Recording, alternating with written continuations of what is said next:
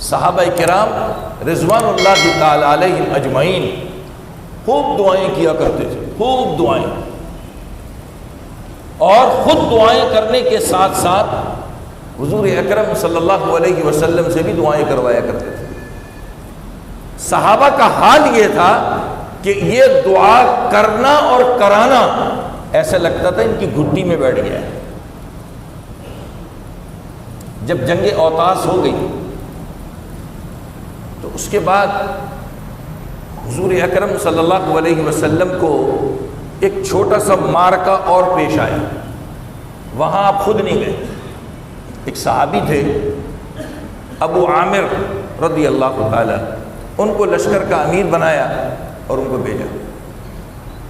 حضرت ابو موسیٰ اشعری رضی اللہ تعالیٰ عنہ فرماتے ہیں کہ اس لشکر کے اندر اللہ کے نبی نے مجھے بھی ان کے ساتھ بھیج دیا۔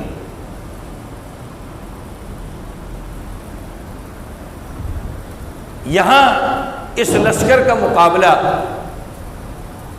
ایک کافر جماعت کے ساتھ تھا جس کے اندر ایک بہت بڑا بہادر بدر السم کے نام سے تھا، اس سے مقابلہ ہونا تھا۔ حضرت ابو موسیٰ اشعری رضی اللہ تعالیٰ عنہ فرماتے ہیں کہ مسلمان اور کافروں کے درمیان لڑائی ہوئی، اللہ تعالیٰ نے مسلمانوں کو فتح دے دی، مسلمان کامیاب ہو گئے۔ اس لڑائی کے دوران ابو عامر کے گردن کے اندر آ کر ایک تیر لگا، جو لشکر کے امیر تھے ان کی گردن کے اندر آ کر ایک تیر لگا، بڑی تکلیف ہو رہی تھی، بہت پریشان۔ ادھر ایک طرف خوشی تھی کہ مسلمان جیت گئے۔ ابو موسیٰ اشعری رضی اللہ تعالیٰ عنہ فرماتے ہیں جب لڑائی ختم ہو گئی تو ابو عامر نے مجھ سے کہا کہ یہ میرے گردن کے اندر جو تیر پیوست ہو گیا ہے اس کو نکال دو۔ ابو موسیٰ اشعری رضی اللہ تعالیٰ عنہ فرماتے ہیں میں نے اس تیر کے اوپر زور آزمائی کی اور نکال دیا، جب نکالا تو وہاں سے خون کا فوارہ پھوٹ پڑا، خون بہت نکلنے کی وجہ سے کمزوری آ گئی۔ ابو عامر کو چارپائی پر لٹایا گیا، انہیں بھی یقین ہو گیا کہ اب میری موت کا وقت آ چکا ہے۔ ابو موسیٰ اشعری رضی اللہ تعالیٰ عنہ فرماتے ہیں انہوں نے مجھے بلایا اور بلا کر کے کہا کہ سنو، تمہیں تو پتہ ہے میں دنیا سے جانے والا ہوں، میرا آخری وقت آ چکا ہے، میرا ایک کام تم نے کرنا ہے۔ حضرت ابو موسیٰ اشعری رضی اللہ تعالیٰ نے فرمایا کیا کام کرنا ہے آپ کا؟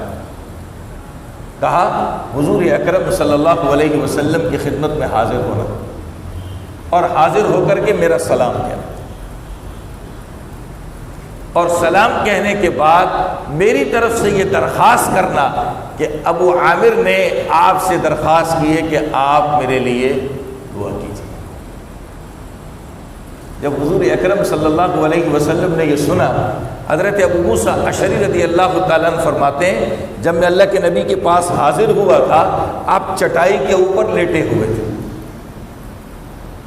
آپ چٹائی کے اوپر لیٹے ہوئے تھے، اور اس لیٹنے کی وجہ سے آپ کے پہلو پر چٹائی کے نشان چھپ گئے تھے،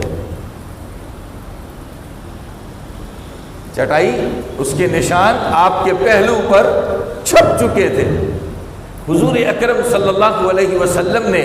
ابو عامر کا جب یہ پیغام سنا تو کہا لوٹے میں پانی لے کے آؤ۔ پانی لایا گیا، آپ نے وضو کیا اور وضو فرمانے کے بعد آپ نے ہاتھ اٹھا دیے دعا کے لیے۔ حضرت ابو موسیٰ اشعری رضی اللہ تعالیٰ عنہ فرماتے ہیں کہ ابو عامر صحابی کی درخواست پر آپ نے ایسی توجہ اور اہتمام سے دعا کی، پہلے وضو فرمایا، وضو فرمانے کے بعد آپ دعا کے لیے ہاتھ اٹھانا آپ نے شروع کیے، آپ نے اتنے اونچے ہاتھ اٹھائے کہ ہم آپ کے بغل کی سفیدی دیکھ سکتے تھے، ہم آپ کے بغل کی سفیدی، کیونکہ کبھی کبھی جو ہے قمیص کی جگہ آپ صلی اللہ علیہ وسلم چادر پہنا کرتے تو چادر میں بغل جو ہے نظر آ جاتی ہے، تو حضرت ابو موسیٰ اشعری رضی اللہ تعالیٰ عنہ نے فرمایا کہ آپ نے دعا میں اتنے ہاتھ بلند فرمائے کہ ہم آپ کے بغل کی سفیدی کو دیکھ سکتے تھے. آپ نے دعا کی اور عجیب دعا کی. میں یہ دعا پڑھ کے بڑا حیران ہوا. حضور اکرم صلی اللہ علیہ وسلم نے فرمایا دعا میں، اے اللہ، قیامت کے دن جب لوگ جمع ہوں گے، قیامت کے دن جب سارے لوگ جمع ہوں گے، اے اللہ تو ابو عامر کو اس میں سب سے اونچا کر دینا. کیا فرمایا؟ قیامت کے دن جب سارے لوگ جمع ہوں گے تو اے اللہ اس میں ابو عامر کو تو سب سے اونچا کر دینا. صحابہ کے عمل سے معلوم ہوتا ہے کہ صحابہ کرام خود بھی دعائیں کرتے تھے اور اپنے لیے دعاؤں کا اہتمام